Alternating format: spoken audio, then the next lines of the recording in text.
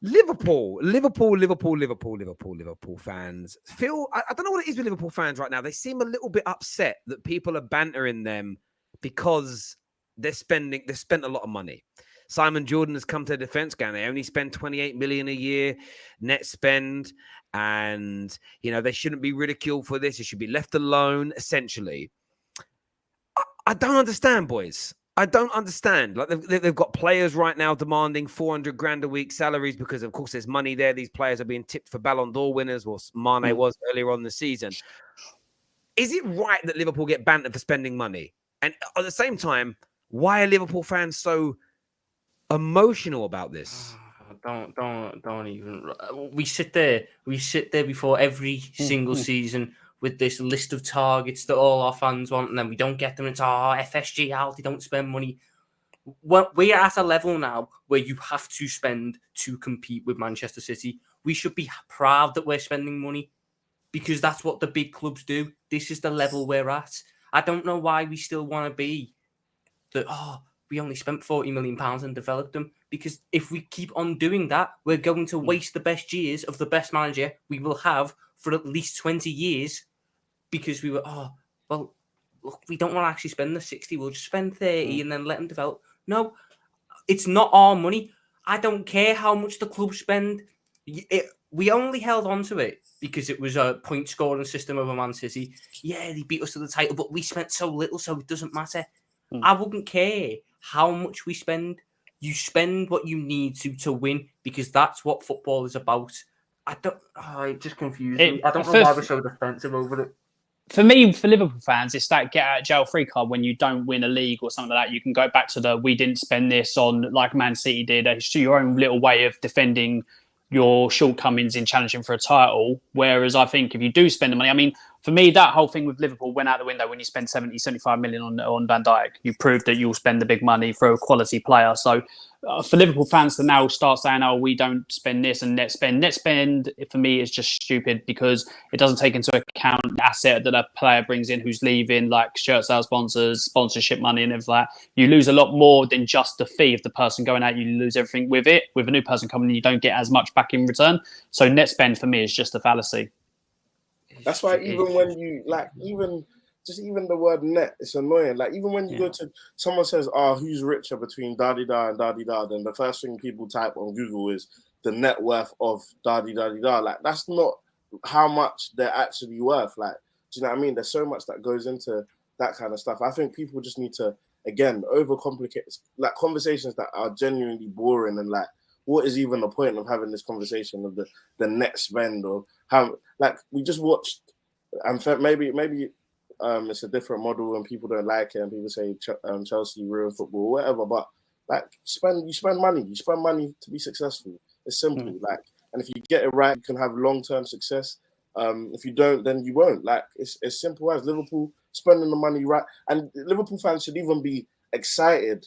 I would, as much as I have reservations about Nunes, I could just point to the fact that, like, every player who's got potential, Klopp has been able to mold into a certain type of player and has been able to be successful. Yeah, fair enough, he's a different type of player to the ones we've seen Klopp buy in the past, but why is there's so much focus on the price? You think everyone seems to attach me to Lukaku now, so I just got to own that. You think if Lukaku didn't win the top goal scorer this season, anyone would be talking about his price?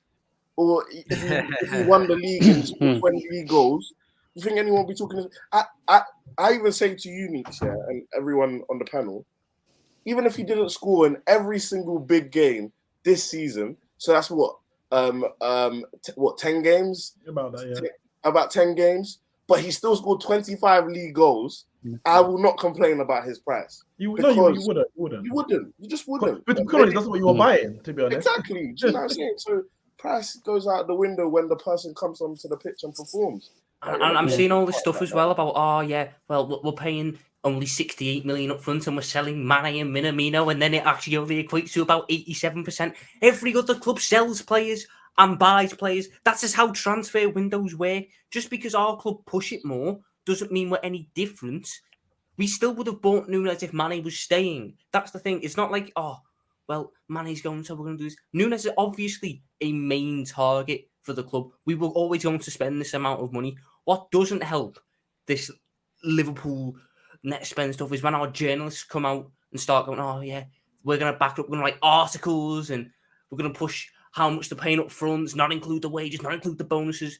But then it's double standards, because when Haaland signed, it was, yeah, they're only paying 57, but when you look at the wages and the add-ons and everything, it actually equates to over 100 million. It's double standards. We should be happy that we're spending money, because we are at a level where you need to. It shows the club are willing to compete. They're willing to try and stick to and push on from this level. What we run the risk of is, I see people saying, oh yeah, well, we'll get Bowen when Salah goes, and then we'll just let Bowen grow into a Salah. It doesn't work like that. We didn't buy Salah to replace Salah. We bought Salah to replace Daniel Sturridge, who had got 5 goals the previous season. The standard wasn't for Mo Salah to go get 32. The standard now is the replacement for Mo Salah has to be getting 25, 30 a season.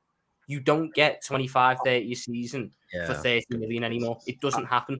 Sorry, Terry, can I just quickly say? Yeah, of course, Ken. Yeah, of course. I don't understand. You know what? Really, I don't understand. Football fandom has changed a lot. Selling Mane and getting Darwin Núñez is not good business.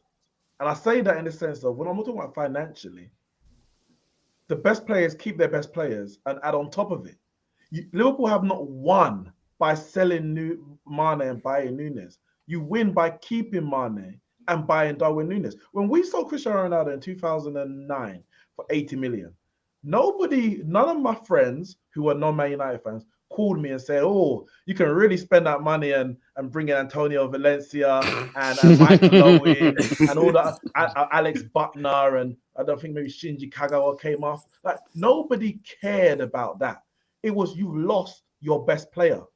You're in the mud. That was the banter. That was the argument.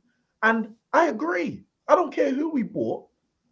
I wanted to keep Cristiano Ronaldo. Now, I knew we couldn't keep him for whatever the reason, but it's not a win by replacing your best players with players who may be good in the future, but as it stands right now, are not as good. City bought Haaland. They don't have to sell Sterling and have to sell Grealish or Bernardo Silva. It's up to them. If they want to, that's how you stay at the top. I'm not saying Liverpool do it. It's well done, but it's not a win to sell your best players. I agree. I agree. This is when my bugbear with net spend started to come up. Ever before I spoke to one of these financial experts, I said that clubs don't really use net spend internally. And I know that there's a super chat here, and we'll always show them this is all of you are right, ex-club owner is wrong. Look, Simon, no one challenged Simon Jordan on it. I bet if you sat there in a room with Simon Jordan and asked him the question, when you guys are weighing up how much money you can afford to spend on transfers, do you just look at net spend, or do you factor in contracts, agents, bonus fees? If the team's successful with how much you spent so far and they're all paid out their bonuses, can you afford it? All these things factor in, and he would 100% say that's right. So the net spend as the only measure is wrong. Net spend in terms of what you spent and what you generated in on players in a basic format, of course, exists, but it's when people use it as the overriding factor that we've done good business. But Nick's pulls on an even better point. When you actually look at Liverpool net spend, by the way, the calculations on Transfer Market, where I got them from the first summer of Jurgen Klopp, actually average it out at 36 million net spend, like minus 36 every summer. But I'm not really worried about arguing over the semantics of that. It says on this website that Liverpool spent £623 million on players and sold £366 million worth of players. Now, we all know that £150 million of that 300 was one player, as an example. So that kind of skews the figures a little bit around that. But the reason I've never understood it is based on what Neeks has said. You only have good net spend if your club fails to invest, or if your best players want to leave or are sold. I never understand why that is something to celebrate, as an example. It's never been something that I've wanted, that I celebrate, and something that I think is something I don't think is particularly good. On top of that, though, aside from it, Liverpool, you're getting criticised because your rivals were a little bit shook. You're signing a very good goal scorer. You're signing somebody that can make you win more titles. So, of course, they're going to ban at you. Equally, you as Liverpool fans have been doing this since I can remember. You will always try to delegitimize somebody's achievements. Fergie bought the league. Fergie paid the refs. You would never just say Fergie had the best teams. You just do it. It's part of football. Liverpool fans, listen, Simon Jordan was right in a lot of the things that he said today. He's absolutely right. But I don't understand why we're slamming football fans for having a jokey pop at a rival club for spending money when the manager of that club and those fans for years have kind of celebrated not spending money. Of course, when you start spending it in large sums, people are going to come for you. It's a bit like Goldbridge. Goldbridge, of course, he was going to get cooked by some people online when he took a job at TalkSport, because there was multiple tweets where he said it's the worst place in the world. He'd never worked there. He hates the place. So, of course, you're going to get kind of stick for it. It's just normal. The bit for me that I find mad is how Liverpool fans are so surprised that they're receiving the same type of banter that they give out, brilliantly, by the way, every single day. That's the bit for me that I find a little bit insulting in terms of my intelligence, is why is this even a debate? The most successful teams over a prolonged period of time very rarely have good net spend. And then when you look at net spend, people have been very, very clever. If you look at the net spend from the year after the Coutinho sale, it's not as good as it. Before that sale, it's great. And I remember doing that. I used to celebrate net spend in the same way. And whenever I was talking about Man United net spend, I had to work it out from the summer of 2009. Because from the summer of 2009 until 2013, our net spend was brilliant. Because we got 90 million for Ronaldo. We never spent it all. It was, we won the league twice. And our net spend was like zero. And then I look back at it now and I think, well, I wish our net spend was minus 200 million, because we'd have won the league all we were so close all those other years. If we'd have actually spent the money, we'd have won the league. Probably. We got beat by Chelsea by a point to the league. And then we got beat on goal difference by Man City. If we'd have actually invested that Ronaldo money right and gone and bought the right quality of players, we could have won 4 or 5 on the bounce. So for me, it's nothing to celebrate when you're. They should be using it to hold their owners accountable in a way. That's what we do. Whenever we, don't spend, we go, well, look, we've sold this much, and you've only spent that much. Like, we know there should be more money there. And Liverpool, like, they've been great, in the Klopp era and everything like that. But then, like you say, if they would have spent a bit more and had a much worse net spend, what could have they achieved? Could they have gone on and maybe won that quadruple this season? Or could they have won a league, more league titles or more trophies? They have. I don't know why they never go on and spend that bit extra, or build that squad depth, or replace their weakest positions when they need to. Because they've clearly got the money. How can you win the Champions League? How can you win the Premier League? How can you be a brand as big as Liverpool and not have those funds? I genuinely believe we're the only club that could win the Champions League and then push on by signing Takumi Minamino was their only player. Like, I get this whole net spend love, but all it shows, let's say we went and got Bellingham next summer, who's a big target, £80 million, and then we try to claw the net spend back by selling 4 backups. The squad hasn't actually gotten stronger. It's gotten weaker. That's all that happens. If you get a positive net spend, you don't necessarily improve, because you get a stronger first team and a weaker backup. Spurs are a prime example of that. Over the years, the amount of top players we've sold and not spent and bought, like, players who we want to develop in 3 or 4 seasons, and then all the time we're going, oh, look at our net spend, it's really good and all that. It's because we were selling our best players, like your Berbatovs, Modric's, Bales and all that, and then apart from the Bale, when we spent most of the money, we'd only ever buy people or try and push for our youth system and build back up. And that's so it looked good on paper, but it took away from the team and it set us back year after year. Well, look at the famous thing. Neeks is famous for this. Let's talk about net spend. Let's talk about net spend. That video went viral. Neeks, of course, was Neeks Sports that filmed that. It wasn't. A lot of people think it was AFTV. It wasn't. It was Neeks Sports. But again, look, Mo's a good guy. Knows his football. I watch a lot of his content. Great guy. But Arsenal fans celebrated having great net spend in the whole 15-year lead up from them last winning a league title until Wenger was sacked. It might be less than 15, it might be more than 15. I don't remember the exact dates, but they celebrated it like it was a badge of honor. Look what we're doing with good net spend. But that's the point. You did nothing. And I would say this to Liverpool fans. It's not about not celebrating what you've achieved. It's about demanding more. The fact that you've spent 77, and it is 77 million, because the first 2 clauses are essentially for the player to reach 10 and then 60 appearances. He'll pretty much, if Liverpool is successful, he'll almost do that year 1, right? So he's going to cost about 77 million minimum.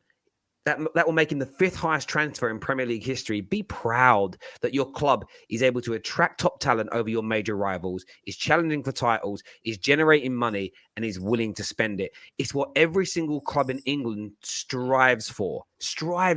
I just find it mad that everyone's trying to defend it and find a little loophole to why it isn't really as much money. It's like your wage bill. When Liverpool's wage bill increased after the bonuses of winning the league, it became one of the highest wage bills in England.